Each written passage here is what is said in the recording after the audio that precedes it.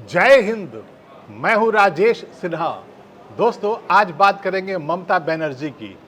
आज बात करेंगे पश्चिम बंगाल में जो अभी चुनाव संपन्न हुए हैं उसकी, और बात करेंगे ममता दीदी के उस हट की, उस जिद की जिसे उन कह रही हैं, जिसके बाद वो इलेक्शंस नहीं हारी हैं। उनका कहना है मैं तो नैतिक रूप से विजयी हुई, मैं तो चुनाव हारी ही नहीं हूं, तो भला मैं रिजाइन क्यों करूं। जब उनसे पत्रकारों ने ये पूछा कि आप लोक भवन जाकर क्या अपना इस्तीफा सौंपेंगी, उन्होंने साफ तौर पे कहा नहीं, मैं लोक भवन नहीं जाऊंगी, मैं अपना इस्तीफा नहीं सौंपूंगी। उनका ये कहना है, उन्होंने ये आरोप लगाया है कि इलेक्शन उन्हें हरवाया गया है, वो हारी नहीं है। जनता का मैंडेट उनके साथ है, लेकिन जो चुनाव परिणाम आए हैं उसमें उन्हें हारता हुआ, हराया हुआ दिखाया गया है, यानी उनके खिलाफ कॉन्स्पिरेसी हुई है। अब सवाल ये उठता है कि ये एक अद्भुत परिस्थिति है, संवैधानिक संकट हो गया है। भारत के इतिहास में पहली बार ऐसा हो रहा होगा, कोई मुख्यमंत्री इलेक्शन हारने के बाद ये कह दे कि वो हारा ही नहीं है, उसे तो हराया गया है। वो कैसे मान ले कि वो हार गया है, जबकि जो रिजल्ट्स आए हैं, जो इलेक्शन कमीशंस का नोटिफिकेशन जो आया है, उसमें साफ तौर पे ये दिख रहा है, लिखित तौर पे दिख रहा है कि टीएमसी और ममता बनर्जी की सरकार सत्ता से बाहर चली गई है। तो क्या माने इसे, ममता दीदी का बाल हट माने? 15 वर्षों तक सत्ता पर बैठी कुर्सी को संभाले हुए ममता बनर्जी को अब शायद बड़ी मुश्किल हो रही होगी सत्ता से बाहर जाने में, कुर्सी छोड़ने में। उन्हें भरोसा ही नहीं हो रहा होगा कि वो इलेक्शंस हार गई हैं। हार जीत से ऊपर अपने को समझ बैठी थी। उन्हें ये लग रहा था कि उन्हें तो नरेंद्र मोदी या बीजेपी हरा ही नहीं सकते हैं। लेकिन आगे क्या होगा, सवाल अब यही है। तो अब जो परिस्थितियां बन रही है, संविधान के जो विशेषज्ञ हैं अगर उनकी बातों पर जो भरोसा कर लें, तो अब पूरा का पूरा मामला अब गवर्नर के पाले में है। आर्टिकल 164 जो संविधान में है, उसके अनुसार किसी मुख्यमंत्री को नियुक्त करने का अधिकार होता है वहां के गवर्नर के पास।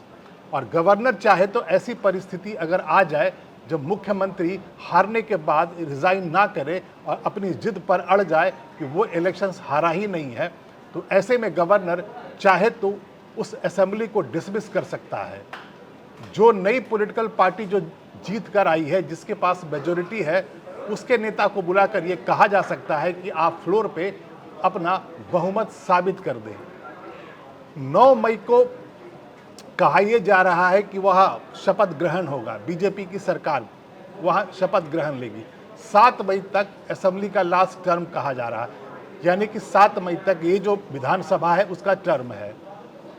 अब पूरी तरह से गेंद अब गवर्नर के पाले में है, वो क्या फैसला लेते हैं। और हमारे भारत के संविधान में ये लिखा हुआ है कि गवर्नर के विवेक पर है कि वो इस परिस्थिति में क्या फैसला लेंगे।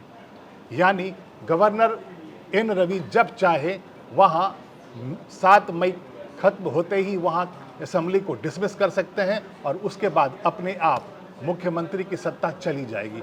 और जो नई बीजेपी की जो सरकार वहाँ बनने वाली है, बीजेपी का विधायक दल का जो नेता चुना जाएगा, उसे गवर्नर बुलाकर बहुमत साबित करने को कह सकते हैं। अब इसको अलग रखते हैं। अब आते हैं ममता बनर्जी की शिकायतों पर। ममता बनर्जी ने एक प्रेस कॉन्फ्रेंस करके आज ये शिकायत लगाई है कि उनकी लड़ाई बीजेपी से थी ही नहीं, उनकी लड़ाई चुनाव आयोग से थी। मतलब साफ है, वो ये कह रही है कि जो इलेक्शंस चुनाव आयोग ने करवाया है उसमें धांधली हुई है। ये पहली दफा ऐसा हुआ होगा जब इस तरह से आरोप हारने वाली मुख्यमंत्री लगा रही है कि उन्हें हराया गया है, नैतिक रूप से वो विजयी है। हाँ, कागज पे वो हार गई हैं। और इसके लिए जिम्मेदार कौन है? इसके लिए जिम्मेदार है चुनाव आयोग। अब यहां पर चुनाव आयोग के एक्स पर एक पोस्ट की आपको याद दिलानी बहुत जरूरी है।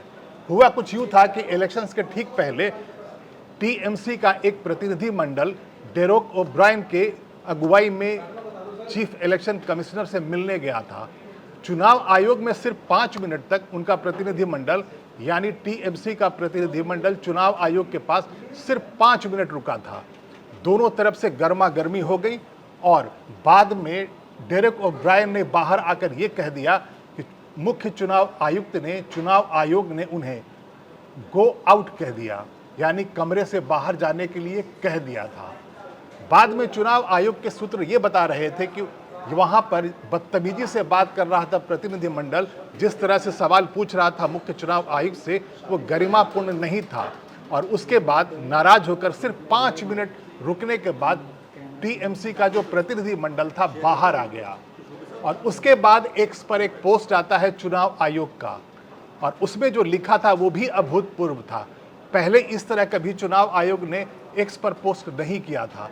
और उस एक्स पर जो पोस्ट किया गया था, मैसेज दिया जा रहा था सीधा टीएमसी को, तृणमूल कांग्रेस को और ममता बनर्जी को।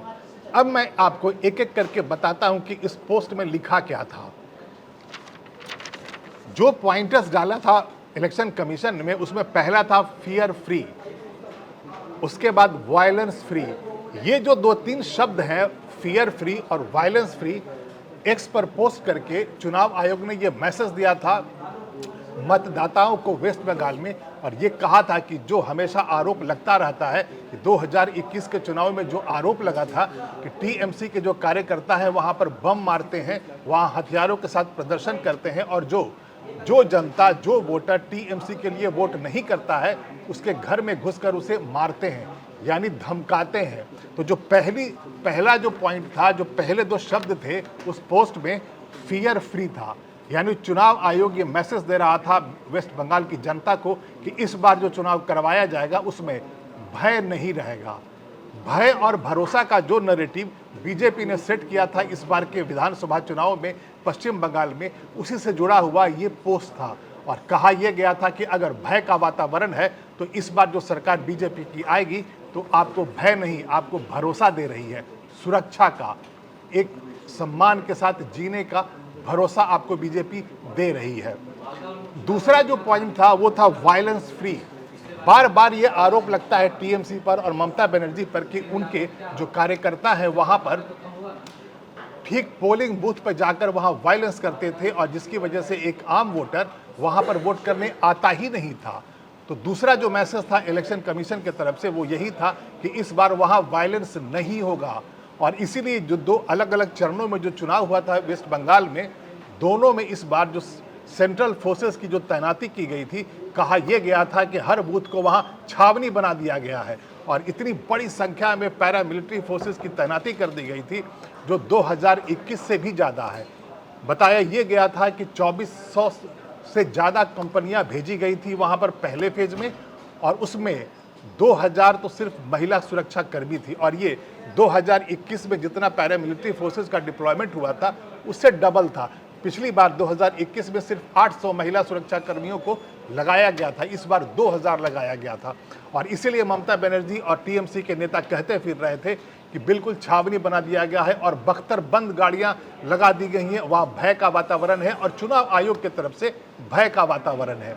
लेकिन जो चुनाव परिणाम आए वो ये साफ तौर पे दिखा रहे थे कि जो मैंडेट है वो बीजेपी की फेवर में है। और यहाँ पर अगर फैक्टर की बात कर ले तो जो फैक्टर सबसे ज़्यादा जो काम आया वो भय पर भरोसा, यानी बीजेपी जो कहती रही, प्रधानमंत्री नरेंद्र मोदी ने जो कहा कि इस बार आपको भरोसा दे रहे हैं कि हमारी सरकार आती है तो आप सम्मानपूर्वक जीत पाएंगे। अमित शाह का बयान यहाँ पर जिक्र उसका बहुत ज़रूरी है। अमित शाह ने एक रैली को संबोधित करते हुए ये कहा था कि ममता दीदी के गुंडों को उल्टा लटका कर सीधा कर देंगे। साथ ही अमित शाह ने यह भी कहा था कि ममता दीदी ने एक बार ये कह दिया था कि शाम में 7 बजे के बाद भला महिलाओं को घर से बाहर निकलने की ज़रूरत क्यों है। तो ये भरोसा अमित शाह ने दिया था और कहा था कि जब बीजेपी की जब सरकार बन जाएगी तो 7 बजे शाम की बात नहीं है, रात में 1 बजे के बाद वेस्ट बंगाल में, कोलकाता में किसी भी सड़क पर कोई भी छोटी बच्ची स्कूटी पर आराम से निकल पाएगी।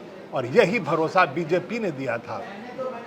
इसके बाद जो पॉइंटर्स था इलेक्शन कमीशन के एक्स के पोस्ट में, उसमें था इंटिमिडेशन फ्री, इंड्यूसमेंट फ्री, यानी किसी भी तरह का लालच नहीं देने दिया जाएगा इस बार के चुनाव में, किसी भी तरह का कोई छापा नहीं देने दिया जाएगा, बूथ को कैप्चरिंग नहीं करने दी जाएगी। और जो इलेक्शंस के परिणाम आए, और इस बार ये साफ तौर पे देखा गया कि 2021 में जब चुनाव हुआ था विधानसभा का वेस्ट बंगाल में, तो उस वक्त बहुत ज़्यादा बड़े स्तर पर वायलेंस हुआ था और उसमें 300 से ज़्यादा ऐसे घटना दर्ज किए गए थे जहां पर वायलेंस दर्ज किया गया था, यानी कि 2021 में 300 से ज़्यादा ऐसे इंसिडेंट्स हुए थे जहां पर बमबाजी हुई थी, गोलीबारी हुई थी और 50 से ज़्यादा लोग मारे भी गए थे। लेकिन इस बार जो चुनाव हुआ उसमें बहुत कमी आई और इसीलिए बीजेपी ये कह रही है कि उन्होंने ये जो भरोसा दिलाया था कि भय का वातावरण को हटा देंगे, तो ये भरोसा की ही जीत है। अब सवाल ये उठता है कि ममता बनर्जी का अगला कदम क्या होगा। चुनाव तो वो हार गई,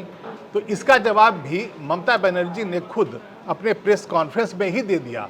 उन्होंने साफ तौर पे ये कहा था कि अब उनका जो मकसद होगा वो इंडिया गठबंधन को एकजुट करना होगा और जानकारी ये भी निकल कर आ रही है कि अब आने वाले दिनों में इंडिया गठबंधन के नेता कोलकाता पहुंचने वाले हैं, ममता बनर्जी से मिलने वाले हैं और ममता बनर्जी ने साफ तौर पे इशारा कर दिया है कि वो अब इंडिया गठबंधन को एकजुट करेंगी और इसका सीधा मतलब ये निकलता है कि बंगाल में चुनाव हार जाने के बाद अब उनकी नज़र दिल्ली पे है, यानी प्रधानमंत्री पद पे है।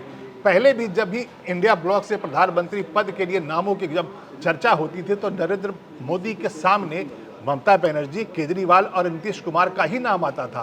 नीतीश कुमार इस वक्त अब राज्यसभा में आ गए हैं, वो बीजेपी के साथ हैं। केजरीवाल पॉलिटिकल डाउनफॉल उनका हो चुका है, तो अब ममता बनर्जी एक बार वहाँ इलेक्शन हार गई हैं, तो जाहिर है उनकी जो नज़र होगी अब प्रधानमंत्री पद पर होगी। जो अगला लोकसभा चुनाव होगा उनकी पूरी कोशिश ये होगी कि इंडिया गठबंधन को इतना मजबूत कर लिया जाए कि वो अपने आप को नरेंद्र मोदी के ठीक सामने अगले लोकसभा चुनाव के लिए तैयार कर पाएं।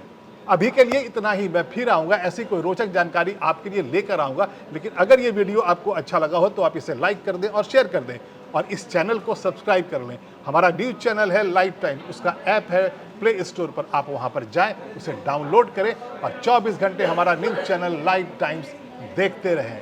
तब तक के लिए धन्यवाद।